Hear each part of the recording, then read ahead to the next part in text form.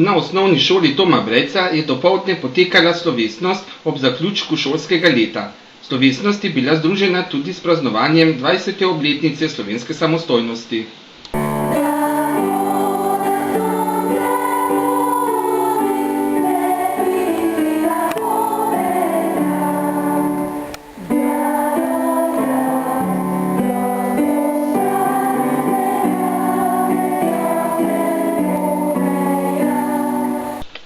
Učenci so pripravili čudovit kulturni program, spregovorila pa sta jim ravnateljica Mojca Rodeš-Karjanc in nekdanji učenec te šole, sedaj občinski svetnik, magister Matej Tonin.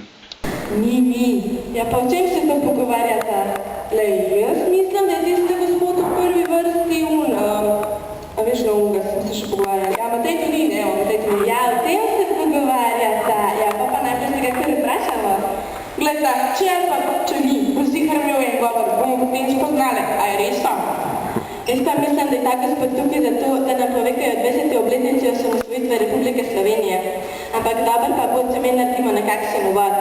Ste, ki še ne veste, da je bil to nekoč naš učenec, torej učenec naše šole in da se je kar visoko povzpel v svojih študijskih programih in je zajadral v politične vode, tako da nenehno in budno spremlja tudi vse aktivnosti v zvezi z našo bodočo šolo.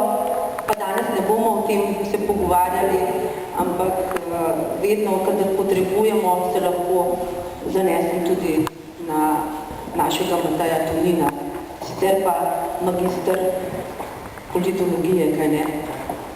No pa nekaj mojih besed. Veseli me, da smo danes, čeprav je zadnji šolski dan, je to res veseli dan in juhu počitnice so tu, kot piše z vodjo prireditve Katarino Zore, soglasno ugotovili, da moramo večji poudarek dati na prihajajoči praznik, dan državnosti. 20 let osamosvojitve, 20 let Slovenije je res pomembno za nas. Morda se, dragi učenci, vi toliko ne zavedate, kajti še rodili se niste v tistem času. Mi, ki smo nekoliko starejši, pa smo bili seveda v tem zelo udeleženi. In če pomislimo, da vojna je bila vojna, čeprav smo imeli v Sloveniji res srečo, da je trajala samo 10 dni, ampak bile so stiske, bili so hudi trenutki vseh tistih, ki so v vojni sodelovali, tudi nekaj žrtev je bilo in je prav, da se vsaj enkrat letno tudi spomnimo. In še nekaj, ne vem, če bi bili tako sproščeni, tako dobre volje, posebno taki zadnji, ko je vsega konec, če ne bi imeli naše svoje Slovenije, ker smo res neodvisni, vse res, da je v zadnji čase večkrat kritiziramo, se strinjate, ampak vseeno nam je zaenkrat še lepo.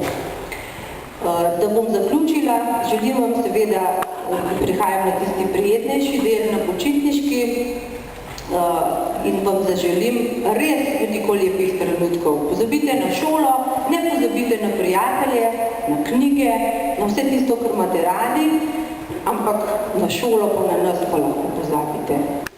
Pred 20 leti v podobni situaciji kot vi. Čakal sem konč šole in čakal sem na podelitev spričevala. Tam sem posebej za vas prinesel 2 spričevala. Pa ne zaradi tega, ker bi hodil v 2 šole, ampak zaradi tega, ker sem hodil v to vašo, mojo, našo osnovno šolo Toma Brejca v 2 različnih državah. Če si na tem spričevalu preberete, ne boš imate vi zelo podobne, ampak enega tazga, ki imam pa jaz ga pa vi nimate. In na enem piše SPR Jugoslavija, na drugem pa piše Republika Slovenija. 2 spričevala, 2 države. Najbrž so vam starši kaj povedali o takratni Jugoslaviji. Najbrž ste kaj slišali, čeprav ste še niste rodili. Ste vedeli, da takrat vaši starši niso mogli dobiti banan, da niso mogli dobiti kave, da ni bilo kavbojk in da ni bilo benzina. To so bila vsa dejstva takratne Jugoslavije. In zato najbrž vsi mi lahko razumemo, zakaj so se vaši starši, dedki, babice odločili za to 90. leta na plebiscitu, da hočejo imeti svojo lastno državo. In to našo lastno državo, našo ljubo Slovenijo smo dobili kdaj? 25. junija 1991. Slave takrat je bilo veliko. Vaši učitelji se bojo tega zagotovo spomnili. Vi ne, ampak vi se boste pa spomnili drugega dogodka. To pa je, ko se je Slovenija uvrstila na svetovno prvenstvo v nogometu. A veste, kakšno je bilo takrat slavje? Ampak ko pa se je Slovenija osamosvajala, je bilo pa to slavje še večje. Tako da si lahko predstavljate, kakšno je bilo to slavje. Zelo smo se veselili Slovenije, samostojne Slovenije, ampak čakala nas je vojna. Hvala Bogu, smo v tej vojni zmagali, čeprav smo bili tehnično šibkejši. In v tej vojni so nekateri izgubili življenje.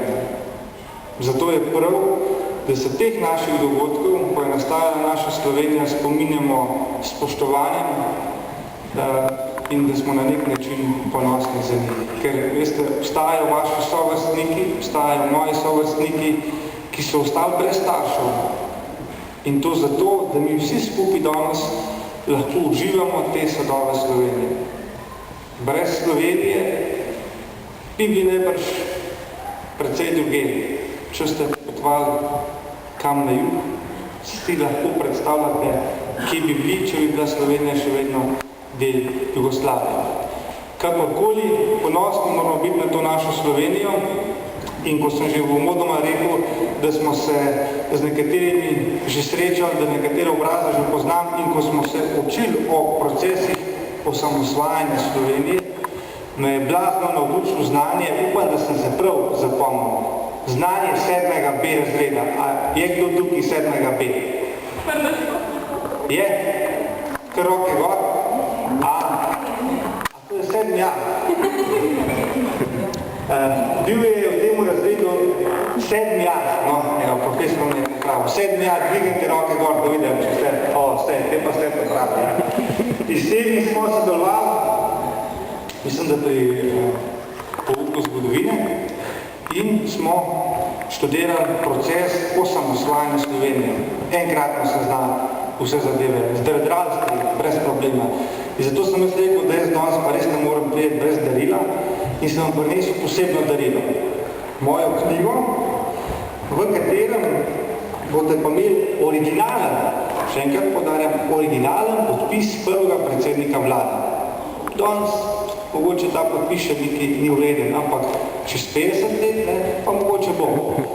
Na koncu bom prosil vašega predstavnika razreda, da bo prišel to knjigo prevzeti. Vem, da sem že dolg, ampak kljub vsemu, veliko sem vam povedal, zdaj pa moram, mi ne zamerite, dragi sošolci in sošolke, da še 2 stavka preberem za vaše učitelje, ne? Oni se nekaj zaslužijo. In sicer bom pa kar iz svoje knjige prebral.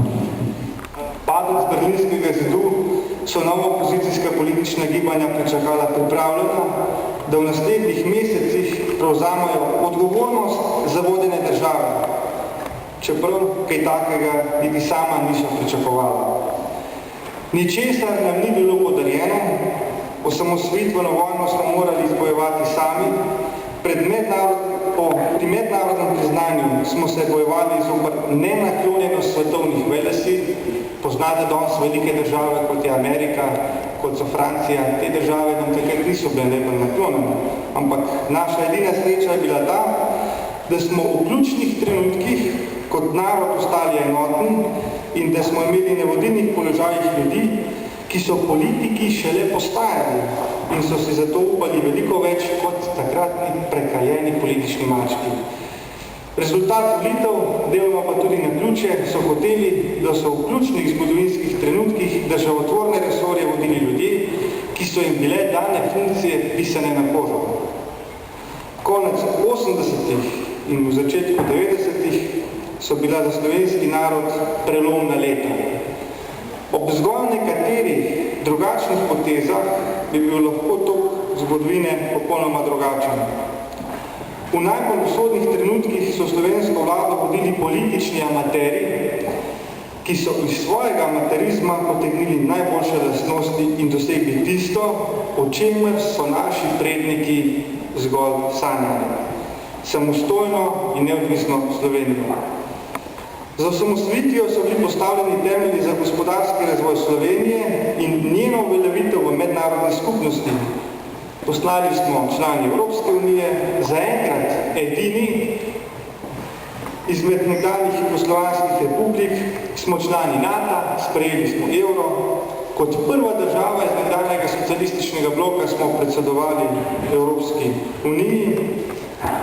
Veste, zgodovina kaže, da smo pri velikih projektih vedno uspešni in med prvimi.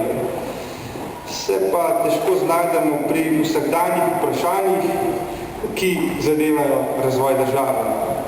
Mogoče je sedanji čas globoke moralne in politične krize priložnost, da znova obudimo duh odločnosti, osredotočenosti in enotnosti iz časov, ko je nastajala naša država. Draga Slovenija, vse najboljše.